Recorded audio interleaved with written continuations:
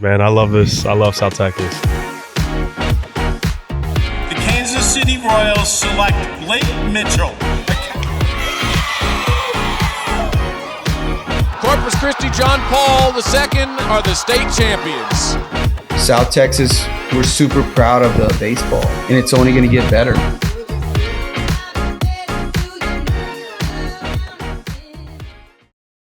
All right, everybody, welcome back to another episode of the South Texas High School Baseball Podcast. Today, we are in San Antonio at DST San Antonio.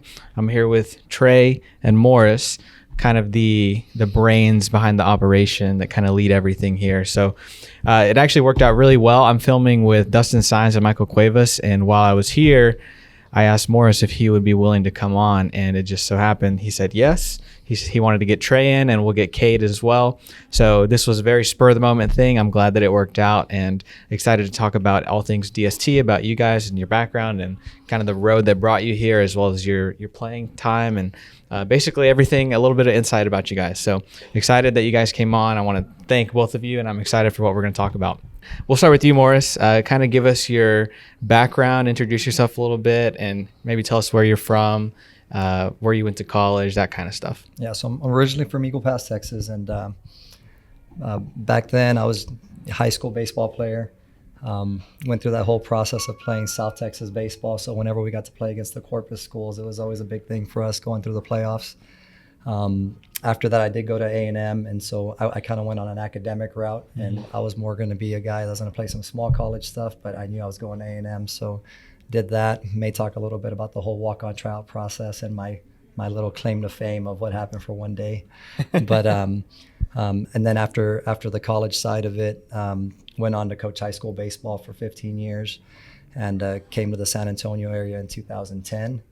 And been here ever since, and got into some travel ball organizations, got into the training side of things, and eventually it evolved into what we now have with DST and training athletes and pro athletes, college athletes, youth, and high school. So it's been a long road, but we're here, and it's been a fun little ride. Yeah.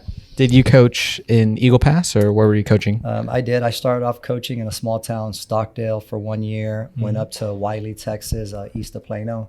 Coached there for 2 years as an assistant coach. Got the head baseball job at Eagle Pass when the new high school opened up in Eagle Pass. Okay. So I was there for the first 3 years there at Eagle Pass. When I came to San Antonio, I coached at Brennan High School, my first time doing both baseball and football. Normally I was doing just baseball only. So did that at Brennan High School for a few years, and then eventually got into the travel ball organization side of it, and then getting into this part. Sweet. All right, and Trey, tell us about you. Where are you from? Where'd you go to school, college? Tell us about it. So originally I'm from Fredericksburg, Texas, and then obviously I played at Fredericksburg High School. And then from there I started out, small university. I went to Schreiner, and then ended up finding some velocity off the mound. And so then that developed, went to a JUCO, and finished up at LSU Shreveport. And then I played a little bit of pro ball. I was picked up by the Brewers, and then I went and played in Canada, and then I went and played in Mexico. And then at that point, I'd heard of DST, went to the Tomball location, and this one opened up, and I was like, well, this is closer to home. It's a no-brainer. So I came closer to home, and then fell in love with this place, and it's kind of just been history ever since with that, rolling with it. Yeah, awesome. So let's talk about the role that both of you play here at DST. Morris, if you would elaborate and give us your official title and what all you do here in the day-to-day. So I'm the owner at DST. Since we've kind of got going and Trey took over on the pitching side, I've always been a part of the hitting side, fielding. Once we had pro athletes come in here, I work with Jose Trevino and helping him, and it's not really much of us training with him. It's us working with what he knows and everything. So we've been there to help him out with his programming. So anytime we have any pro catchers that come in, we get a pretty good group amount of pro catchers that come in during the off season. So I'll help manage anything on the catching side during that time. I'll work with around 4 to 5 pro hitters as well on that end. And then when it comes to like regular after hours facility time, Trey's here managing the facility. I'm working usually one day out of the week where I've got my groups. My job on the high school side will be to work with a few hitters and to work with any of the fielding programs. So I would consider myself more of a fielding guy, and I'm doing that on a small level, but it keeps my hands full during the pro off season with working with their hitters, catchers, and developing throwing programs as well for position players. Okay, cool. And I guess we should probably elaborate for the people watching that might not be familiar with DST, but DST stands for Dynamic Sports Training.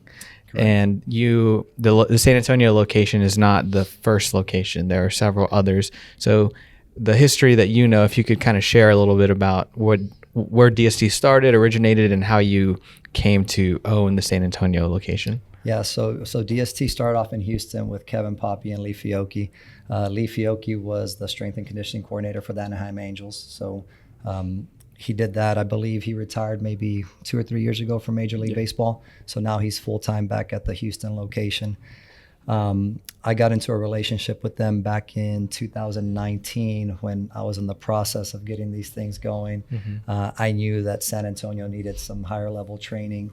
I went out and did a lot of exploring and researching, so I kind of traveled all over the place. I was in Arizona a lot. I was on the East Coast, on the West Coast, working with guys on the hitting side and fielding side, getting a lot of knowledge. And when it came down to it, and I'm trying to bring this back to organizations and to high school guys, we were just missing the strength component. So I built a business model where I said, hey, I think this is going to be really good. There's a couple of things we got to accomplish. We need to be able to do better for the facility, for the instructors. We need to be able to improve costs for families, and then we need to be able to provide more hours of training versus the lesson concept. So I thought I had a pretty good business model in place, and I actually tried to do it with another facility at the time, and they told me that it wasn't going to work. And then I think to top it off, they told me that I could never do it by myself. So during that meeting, I think that was the last day I worked there because I turned in my letter of resignation the next day. And I just spent the next year just trying to figure out how I can do this. And there's a little bit of a story to all that, what happened along the way. But my relationship with DST got pretty strong right before we got everything set up here. And we happened to go through the whole COVID part. At that point in time when we're building the facility, we were able to solidify our partnership and relationship with DST Houston. Houston and Arizona, they're basically the strength and conditioning side of it, and they were working with a lot of pro athletes and happened to work with a lot of baseball guys as well. We were going to be the first hybrid facility, so we were going to handle basically the pitching side of it, the hitting, fielding, and we just needed the strength component. So that's kind of how everything got started. Build a real strong relationship with Lee Fiocchi and Kevin Poppy. And whenever we opened up, I was able to basically build that business relationship. We were able to use the name DST San Antonio. And then we just tied those two concepts together where now we're doing the strength part and we're tying it to our throwing programs, tying it to our fielding programs, and tying it to our hitting programs. And it kind of just took off from there. So whenever COVID happened, it was kind of a little hiccup, but it ended up being a blessing in disguise with the colleges. And so colleges couldn't get on their campus, so we had a lot of college guys coming in here, and a lot of college coaches. I don't know if they were supposed to be here, but they were here. So a little bit of an underground facility back in 2020, and we just kind of kept it under wraps, opened up in the summer with college and high school guys. And once that pro off season came, a lot of people wanted to take advantage of the pitching side and everything else we were doing. And just little by little, we grew every summer or every pro off season. And obviously now you see us with 20 to 25 guys in here. And numbers are a little bit bigger in Houston and Arizona, but that was kind of the beginning of it. And so I get to manage and oversee everything here in the San Antonio area. And then any future growth that we've got in this area, I'm able to work on that and really develop our staff and guys that can help us expand. Awesome. I love it. And Trey, you are correct me if I'm wrong, pitching coordinator? Director. Yeah. Director. Yeah. There you go. Director. So if you talk about your role and what all you do and work with the guys across all ages, just tell us all the details about your day-to-day. I mean, day-to-day, so obviously we get in here with these guys in the morning. A big part is just assisting them in their programs and what we need to execute as far as throwing-wise, what they're looking for mechanically. And then going into like pitch design stuff as they get ramped up to go into bullpens. We'll talk a lot of pitch design, like what plays, what doesn't, and then just rolling off of that, we'll go. Obviously, the college guys come in next, and so it's really almost the same, right? We're looking at mechanics, we're looking at data, and then once we get to the high school guys, we'll have our guys that are more on the elite side, some of our D1 prospects, and they're kind of tailored the same, right? We're building their programs out to where it's tailored the same as like what a pro guy would have day to day or a college guy would have day to day. And then it's just diving into the data again. So it's a lot of data, a lot of mechanical work, and it's, I don't know, I've loved it ever since I started rolling with it. And when this guy gave me a call and said, hey, do you want to come do this? I said, absolutely. So yeah, tell us, I know we talked a little bit off camera. Tell us the story of how you guys got connected and how it came to be to where you came on staff. So I know Trey was training here back when we first got started, and just kind of going through that process. He was one of the guys that was just very detail oriented in the biomechanics of everything we were doing. So I know he kind of went through the minor league side of stuff, played in Mexico a little bit, and then at one point when his career was finished and he went on to working his full-time job, we were probably in our second year at DST. Yeah. We had some pitching guys here that were running the pitching department. I was kind of helping out. They happened to be, one of them was a college coach, was going to go back to just the college full-time. So we had an opening part here at DST, and I was taking over the pitching department. I needed some help. And I kind of gave Trey a call. I was like, hey, what are you doing? And he kind of told me a little bit about his history and what he was doing. I was like, well, how would you like to do that, but do it here and just start building and growing and see where we go from it? And so he shows up one day in the summer and he says yes over the course of a few days. And our relationship's grown and grown. I thought it was going to take us about, a year to kind of get him going. I wanted someone to take over as far as managing the facility side and handle the pitching part. And what I thought was going to take 6 months to a year, this guy was running everything after about 3 months. So that was kind of the beginning of it. And I don't know, he might give you a little bit on his perspective of how it all got going. Well, the full-time job was building fences. So yeah, no, I mean, doing this, staying in baseball, like obviously beat building fences. So I knew I wanted to stay in baseball. I just didn't know how or where. And I called him and I told him, I was like, hey, like, got to stay in it. And that's when he called me back. He's like, got this for you. Let's roll with it. So yeah, and it didn't really seem fast. It seemed like I just jumped into the role and kind of rolled with it. And he gave me the reins and let me run with it. And it's just been a blessing in disguise ever since. Whenever you were playing in those latter years of your career, did you ever at any point see yourself becoming an instructor? I knew I wanted to coach. I just didn't know like whether it would be high school or college or where it would have landed. And, ending up on this side and be able to have the freedom that I have and being able to teach the way that I teach and do the research and kind of lead the research from our end has been pretty cool. So I wouldn't have seen myself doing it in this way, but I wouldn't trade it for anything else. Yeah. And I know you mentioned that you guys on the pitching side of things are using a lot of, technology and data to look at mechanics, pitches, all that stuff. On the hitting side of things and the fielding side of things, how much technology and data are you guys using? I know that there's, TrackMan and stuff like that, but practically, what are you guys using most often? Yeah, so we definitely have a lot of data with just the basic stuff with our hit tracks and everything on that end, where it gives us a lot of the end result side of it. We do use some KVS data. We do use blast data as well. We're a little bit more detailed on the things we're picking out of it. Mm-hmm. And so we know from the movement patterns and the video analysis of what we're looking for, and we're using small pieces of those data for what we think is going to work well. We're not here to kind of cookie cut anybody. We want to take athletes that move well, do things well, and what they do at a high level, we want to make sure that we're building around that and finding ways to make them move better. And that's kind of where DST out of Houston kind of came into play. Was we needed something on the biomechanic analysis side. So when I have those issues with the guy on how they're moving, how their core is working, pelvis and everything, we can take that into the strength department and basically fix everything there with what we call re-eds, movement patterns.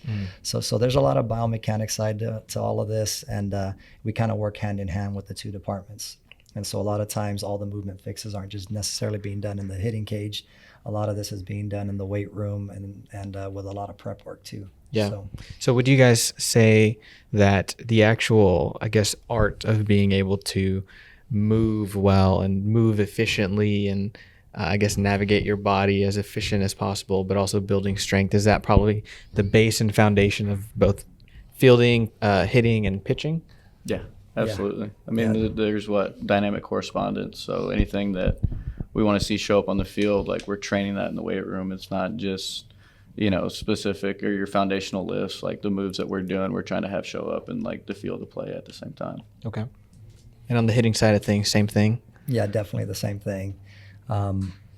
It's so crazy when you see kids at a very young age, and then you see, a lot of Latin kids too, when you talk about in the Dominican.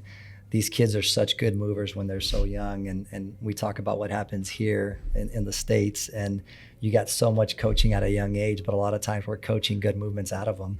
That was one of the biggest things I had to learn through that process back in like 2016 to 2022 was sometimes we were trying to do too much thinking that they had to do this, when a lot of times getting away from that, all the specific cueing and trying to let guys move, the body wants to move fast.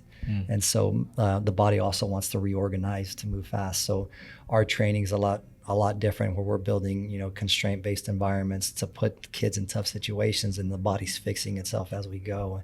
And so a lot of times, we're not really here to overcoach it. We're trying to find ways to do the right thing, to give the kid the freedom to be able to do this. And so the big thing that's different is growing up through like a lesson-based environment. When I was a high school coach, we're there and these kids are constantly looking at us to, we're telling them what to do. We're not there on game day, and we never will be there on game day. They're on their own. So when we're in here, it's different. And obviously with us, we're lucky enough to be able to work with pro and some high level college guys, but in here, it's like we're working together. And so we're working together on the hitting process. And when a kid can almost coach himself and tell you what he's feeling and how he's moving, it's a game changer for these guys. And so you have pro athletes coming in here to work on very, very specific things, and we're talking some minor details that are going to allow them to make a little bit of money or stay in the league a little bit longer, but that's their careers on the line. So it's definitely a big responsibility on that end. For us, watching some of our young guys do this, when we're talking about youth guys in middle school and high school, they're getting ahead of the game right now, and it's pretty cool seeing them do that and really focus on it, and creating a lot of opportunities for kids now that we've been here 4 years. And we've got guys now that have gone through us at the high school level, gone through us with the college level, and then we've got our first pro athletes that were grown here. So it's pretty cool to see that happen. Yeah, that's awesome. I'm sure it's got to be rewarding to see that process play out. And I guess as far as membership is the term I would use, how would someone become a member here or come and train here? Is it like a monthly fee? How does that work on that side of things? Is there a wait list? I know that you guys are growing and getting more popular. I feel like every time I'm in here, there's more and more guys. So what has the growth been like, and how would someone join DST and come train here? I guess that's taken, a different road from when we started. When we first started, I'm going to be honest with you, we didn't open up to everybody. So we had a few people in here. We were probably overstaffed at the time. On a business side, it wasn't a smart thing to do, but on a culture side, I think it's what's made us successful. We had the right people in here building the right culture. Lost a little bit of money during that process. And then after 3 years, everything kind of clicked, but it was almost like people are trying to figure out, how do I do everything you just asked and get to train at DST? And we're deciding if we're letting people in. That was the way it worked at the beginning. So, even to this day, we don't have a lot of information on the website. We have people that want to come and train. They're coming in for evaluations, an evaluation process, or they're coming in for a trial day. And then from there, we're explaining the whole process. We're looking for people who are wanting to do this, more than 1 day a week. And so that lesson environment where you're doing one lesson a week, you're talking about 4 hours of training over the course of a month. And if they're paying $100 a lesson, that's $400 for 4 hours of training.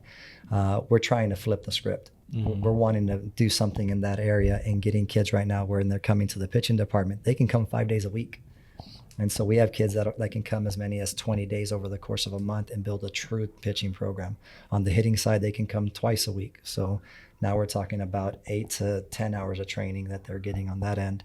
When it comes to the strength department, they're coming 4 days a week. So we're getting 16 days of training, and it's definitely just completely different than what's out there. But right now, people are calling in, checking in with us, and we get on a group text message send them an information with myself, Trey, our strength coordinator, and our hitting coordinator, and we're communicating with parents on their schedules. And we're almost custom building a schedule for everyone that's here. So logistically, it's pretty tough, but for us, it's the norm. It's kind of easy on our end. So we have guys that'll come in and train on 3 different components. So they'll be here for the strength programming, pitching programming, and the hitting programming. And on 2 of those days, they're doing all 3. On the other 2 days, they're doing strength and throwing program. So we have some kids that are here 4 or 5 days a week. And, definitely putting them on that monthly membership allows them to be able to do that. But just the hours of training and the quality of training, it's a game changer. Yeah, and I imagine that a lot of people probably have trouble understanding the evaluation first, and it's a lot easier to lay out what you guys do from the get-go, and rather than have them look at a pricing on a sheet and make their mind up based off of that, you want to educate them as far as what they're getting, how it's going to benefit them, and basically make sure that they fully understand. Because when I'm in here and I see the guys working out, the program is so detailed that they're doing, and there's purpose for everything. And I know that one of the first times I was in here and I was with Jose, he told me, I was recording, and he looks at me and he's like, I have a warm-up for my warm-up to get warmed up, to get ready to lift. So like there's layers and there's details to everything, and it's all with the purpose, and it's all with the goal of improving and moving efficiently and all those things. So that's why, you want to educate people before they just jump into something like that. And like you said, you're going to be here. You're not just going to show up once a week, right? That's not the goal. You want someone who's going to be consistent and understand what they're fully investing in. Especially on the pitching side of things, the hitting side of things. Yeah, so I think that's an important aspect for people to understand before they, make a quick judgment call at DST. Oh, we don't want to go there. They didn't want us to go here. So, yeah, I guess everyone's different in that sense. But what have been some of the favorite memories throughout the 4-year run that you guys have had so far? And I guess, was it maybe building out the space that you guys had? Was this just an empty warehouse when you started? What do you remember when you first came, Trey? I mean, I remember when the pitching desk wasn't even set up yet.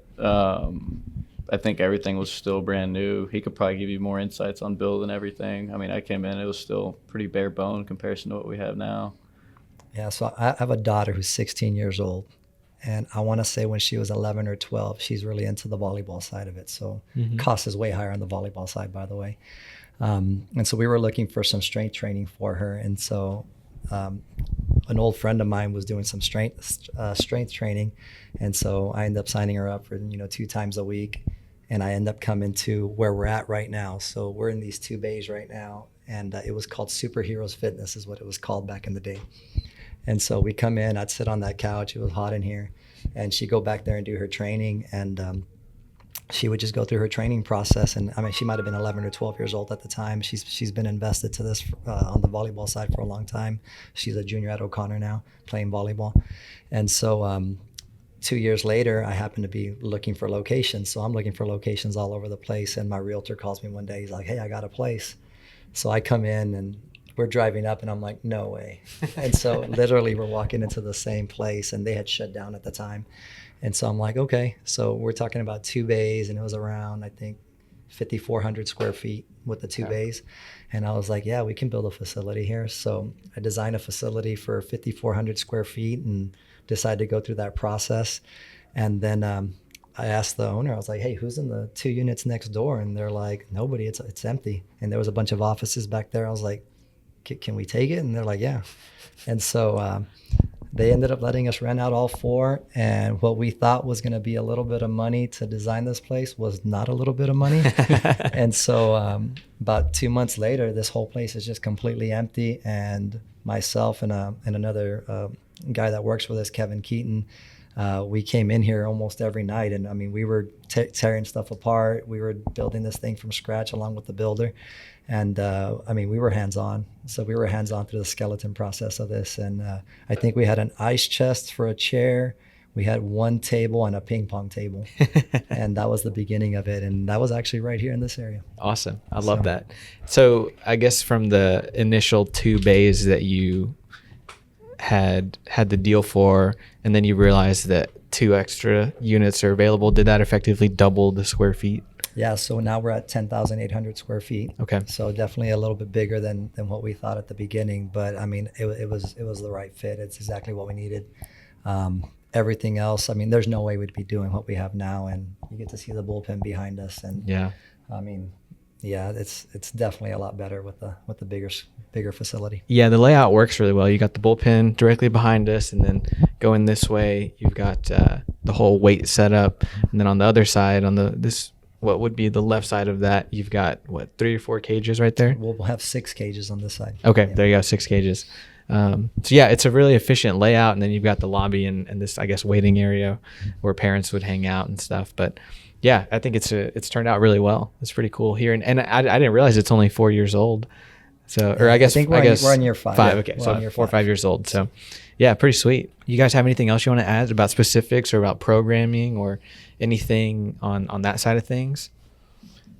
I mean, as far as the assessment goes, get one. We can give you the most feedback out of that. You know, a lot of people want to come in and like train right away. It allows our coaches to build your program and give you the detailed stuff, tell you what you're deficient at.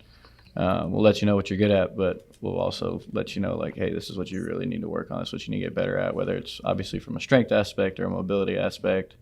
If something's out of line, you know, we'll go through all that. And then as far as like the pitching side, it helps me and Jaden individualize as far as what needs to happen on the throwing side, you know, what drills are going to fit best for you in the way that you move. Yeah. And as far as going about getting an assessment done, is your contact info on the DST website? I don't think it is. We haven't updated. We have 2 phone numbers it goes to. One of them goes to my phone, and then one of them goes to the facility. Okay. And so all we know is that they call those 2 numbers. There you go. And so when they call me, we set it up, and by the time the phone call's done, the text message has already gone out to that person and to our directors. And so the very next part is communicating now on the text message thread and setting up the initial visit. Okay. So it's a team of people that are working with you. And I think that's also like a good feel for parents when they realize that this isn't just coming for one person to tell you how great you are. Here you got a team of people telling you what you don't do well. And sometimes for a kid, you know, whether it be youth, middle school, or high school, they don't take that very well. But when they see other kids here going through the same struggle, and then they see, you know, a team of people trying to help them through the struggle part, the culture's just different. It's different when you can come here. We can tell you what you're not good at, and you're literally trying to just make progress every single day. And so that's been our culture from day one, and it's worked really well. And we continue to grow from that. Yeah. And as far as, I guess, cage rentals for teams, do you guys do any of that? We do. So we have some downtime when our members are not using the facility. So we do have some teams that'll come in and rent out cages during the downtime. Definitely helps us out a little bit on the business side. But we do have a few organizations that'll come in and rent cages during the fall season, spring season. During the summer, not as much during the summer, but the summer, I mean, we're full 7 to 7 during the summer. It's fun. Yeah, I can imagine. It's about a 60-day grind in the summer, and there's not a lot of space for anybody else. And during the summer, is it primarily the younger groups, like I guess kids, high schoolers, and college, since all the pros are in season? We started off with maybe 20 to 30 college guys in the summer. What was this past summer? We were at 60. Wow. 60, yeah. So I think we've had to expand. Normally it was only our 7 and 9 o'clock class in the morning for college guys. Now we're at 7, 9, and 11. High school guys have been pushed to, I think, 11 and 1. And then after that, we usually have like youth and younger guys coming in at 3, 5, and 6 at that point in time. We have some people that stay on membership during the summer versus summer training, so it's definitely flexible. But yeah, the summer's pretty packed, and we are up to 60, 70 college guys. I think this week we've already had our first 2 phone calls on people wanting to sign up for summer. So we've never got that ready till April. There's a good chance we're going to have summer training up by probably January, February this year and start filling it up because it will fill up, and we're not here to overpack this place. We're going to shut things down and manage what we can manage, and we want to make sure our staff is doing a great job with what we've got. So we will be full again this summer. Awesome. I love it. And then maybe, I guess, in a couple of years, if it just keeps growing, you guys would maybe look to expand to a larger facility or something, or maybe just hire more staff in that sense? Yeah, that's definitely a possibility. So there's a lot of the business side of it that comes into play. We think somewhere between years 5 and 10, we're going to know exactly what's happening after year 10 on that end. There's possibilities for some expansion just here at this location. We're talking about getting more into the adult side and almost adult training on that end. DST in Houston does this for the kids, for adults, for pro athletes, football, basketball, baseball, and everything. But we do have some stuff happening here that's already been kind of the wheels are moving. The wheels are moving. When that happens, it'll allow us to expand into a lot more sports. It's also going to let us expand into the adult training side of things. And then when the pro guys here, they're going to have a little bit bigger facility. For the most part, when we talk about October to February, like this facility is closed from 8 a.m. till 3 o'clock, and the pros live here. I mean, they're here. That it's a closed facility during that time. There's no one else allowed in here. That expansion will help with them because we're at the point where we're now going with 2 groups of pro guys, but we foresee that that's going to change, and we're going to be getting into larger groups on that end. And we're ready to make some expansion moves on that. So, Trey, you got anything else on your side? No, I mean, thanks for having us. It's been fun so far. Like, just what we've seen on the growth side of everything. Like you said, like the summer filling up. I mean, I think we were at 200 athletes this past summer.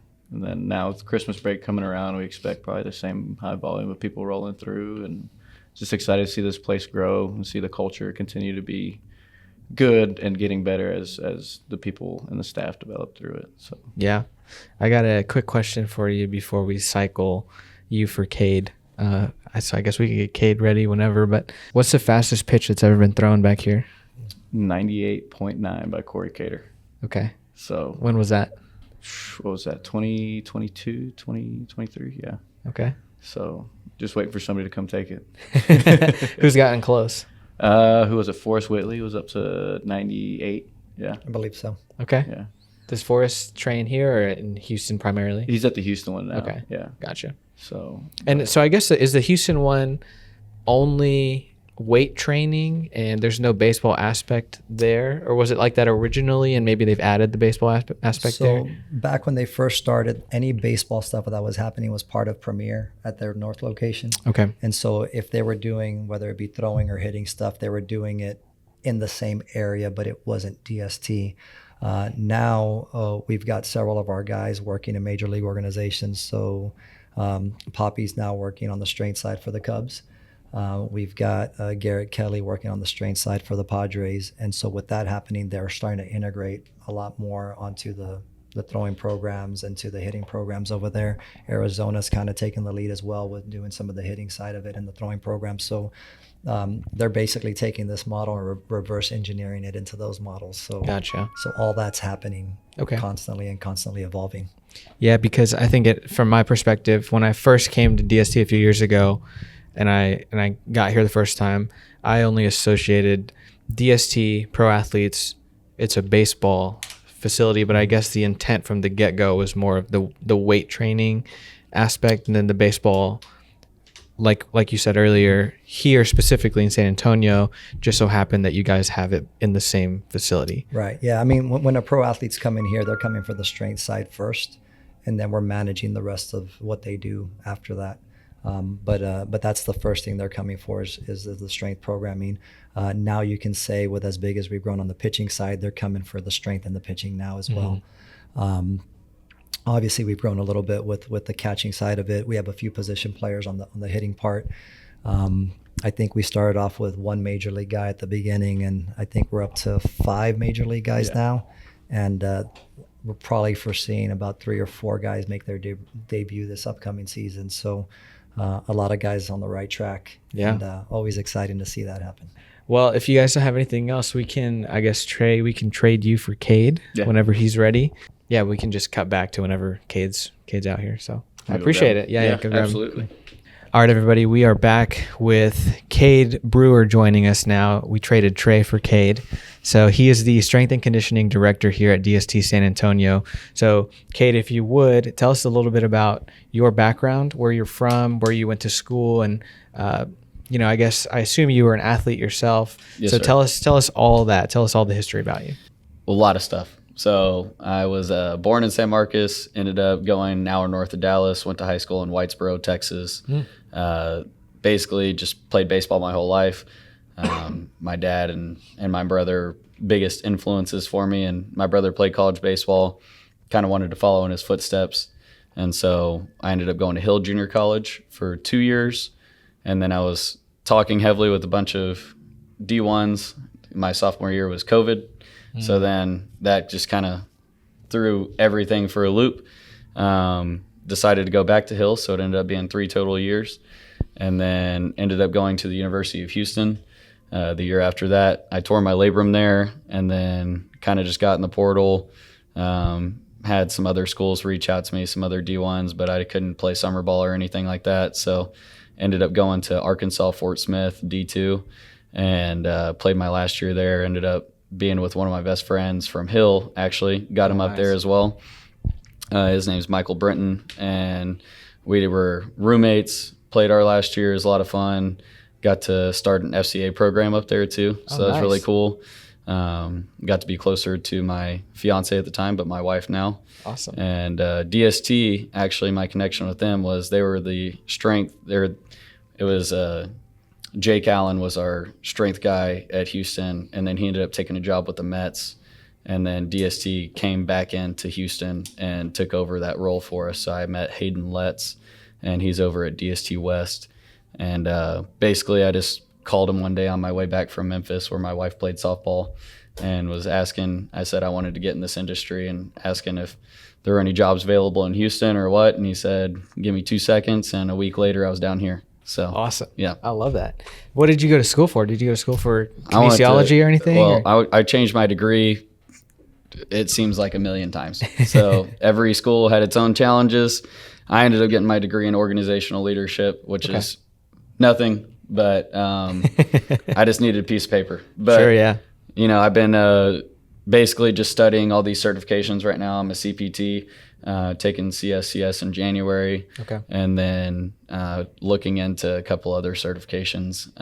We had a guy come in pretty recently, did some neurological stuff, really cool. And, I'm kind of just trying to take it one step at a time, but there's other routes that I kind of see in the future as well. Yeah, So, definitely. So you're a pretty young guy. So you're fresh. Yes, sir. You're still pretty fresh out of school. yeah, 26 years old, been here going on 2 years now, and just I honestly loved it. Like I've always wanted to be in this industry ever since high school, and honestly, it just saved my mental state whenever I was in college. It was like the only thing that got me mentally right was the weight room and my faith. So I would just kind of get angry and take it out on the weights. But but I just fell in love with the process, and honestly, Hayden really inspired me a lot from DST.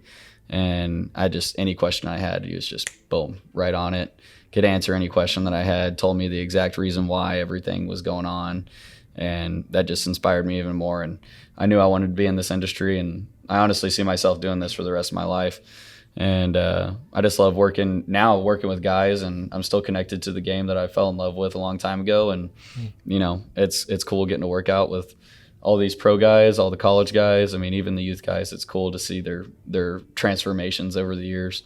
And I've only been here 2 years, and I see kids that went from, little kids to now they're varsity players, and it's just like, freshman year, sophomore year, they're kind of like unathletic and new to the weight room, and now all of a sudden they're throwing 90 off the mound and hitting almost 100 plus off our hit tracks machine, and it's pretty cool. Yeah, that's awesome. Now you mentioned FCA. Are you a big FCA guy? Yeah, I actually I want to get like back tied into it. Okay. But I just felt like that I had a calling. I got baptized the year going into Arkansas. Mm-hmm.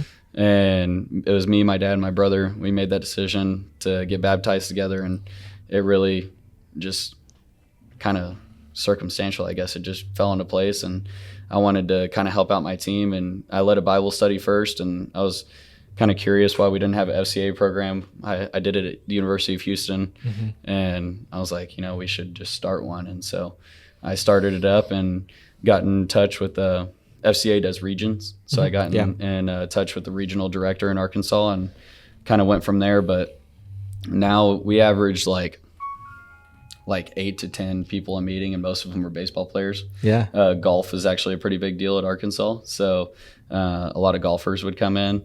And now I gave it to my roommate, actually. Nice. And he kind of took the leadership role.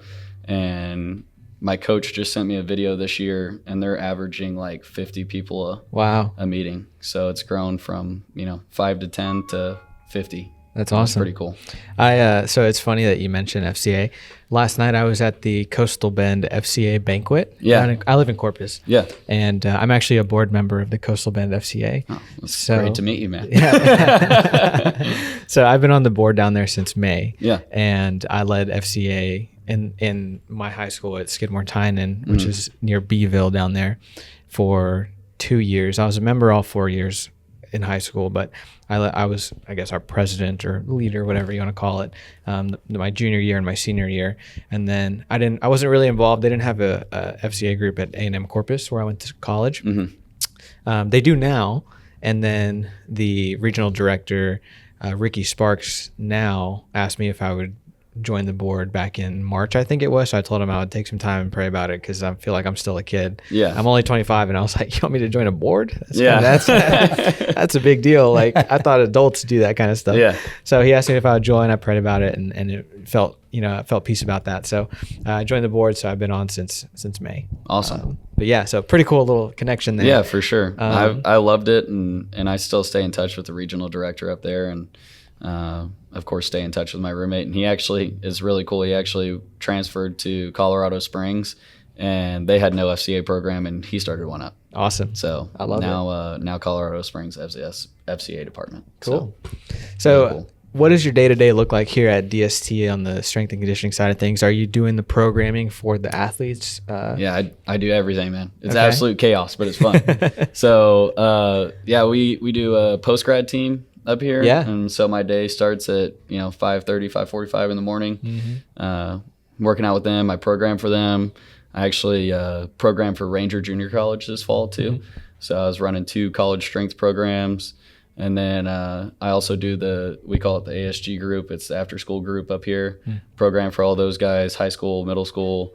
And then my coordinator, she's relatively new. This is 3 months in now. She played softball at Texas Tech. Her name's Ariana Vila. And she does a lot of our youth programming. And so I help her out with it. And I'm just trying to basically, throw her in the fire and see how she does. And I kind of communicate with her, tell her what I like, what I don't like, and what we're trying to achieve for certain types of periodization, certain times a year, what athlete she's training. We have a junior Olympic water polo player, for example. Wow. So, it's not just, DST is not just baseball. It's all sports. We had an Olympic fencer last year. We've had an Olympic bobsledder up here. We've had football players up here. Like, it's all around sports. So it's fun. It's a challenge, but it's fun. And whenever I talk to Lee about different types of programming or anything, he just, he laughs at me and says, do your research. So I look up common injuries. I look up what they do. I look up how their body moves, and it's fun. It's learning how each sport's just individually different. But obviously a lot of baseball players up here. And then, so I do the post-grad team. College guys come in. Pro guys come in right now this time of year, after school group, and I'm here all day, every day, pretty much. So, but it's fun. So get to program it up here at home, wherever I have a couple of remote athletes too. So it's all the time on my computer or checking guys out in the weight room and making sure everything's going smooth. And from your perspective, Morris, were you the one that hired him? I think it was myself and also Lee Fiocchi. So Yeah. I think Lee Fiocchi went through the initial interview process, and then I kind of got involved with that. It was kind of a no-brainer with him. We kind of knew what we were getting, and I mean, you kind of get a feel for the character of people and what they're looking for, and then you can just see the passion. So that's one thing that's always been hard to find, is finding guys who have the passion for what they're doing. Every Wednesday we have our staff meetings, and we get here in a circle and we're going through our staff side of it, and just watching the group that we've got now, where we start off with a staff meeting of 4 or 5 guys, and now we're up to 10. Yeah. And we've got some interns here during this time of the year. But just seeing the type of people that we've got now, it's a game changer when you see what they're doing. And we're not even talking about strength or baseball or other sports. We're talking about what they know about these kids' personal lives and how they're building relationships and mentoring. It's good to be around good people. Yeah, it's definitely a big thing with him and Lee, is the mentorship aspect of it. So, I mean, these kids literally are in here every single day, like every day, day in and day out. And I feel like culture's thrown around a lot, but I never really saw it instilled whenever I was playing. Whenever I was playing in my junior college, I would say there was a lot of culture, but it was never talked about. And that was like the most culture I experienced, I guess, whenever I was playing. And it's really cool. I loved it. I thrived off of it. I thrive off of structure, off of culture, off of, an atmosphere where I feel like that I'm fitting into the mold. And here is like, it's definitely a culture. Like, we have kids come up to us and ask our opinions on everything, like everything, life in general, baseball, whatever they have to talk about. And it's cool. And Lee's very open about his faith. Morris encourages it a lot. And so we get to talk to kids about, religion, about their life, about their families, anything. And it's just, these kids all come up to us and look up to us. And it's really cool to, be in that role for them. Yeah. And see how they can change. Yeah, that's awesome. You guys are spending so much time with them. You may as well be a positive influence in some way. Yeah. Well, cool. Do you guys have anything else you want to talk about? Any questions for me? Anything that we might be missing? I appreciate you coming up here and doing the podcast. I saw you're going around with the cameras and getting some footage and pictures and stuff. That's really cool. And I know these guys appreciate it. And I know that, it just feels good for them to know that they're taken care of, and you're, even if you're here for 30 minutes, it's just an extra little piece that they enjoy. So it's really cool. So tell me a little bit about the perspective of the outside looking in. So I know you were here, one of the first times here when Jose was first, here, and then we've got guys from South Texas, and obviously you see us today. What are some of the things that you've seen or that kind of stand out?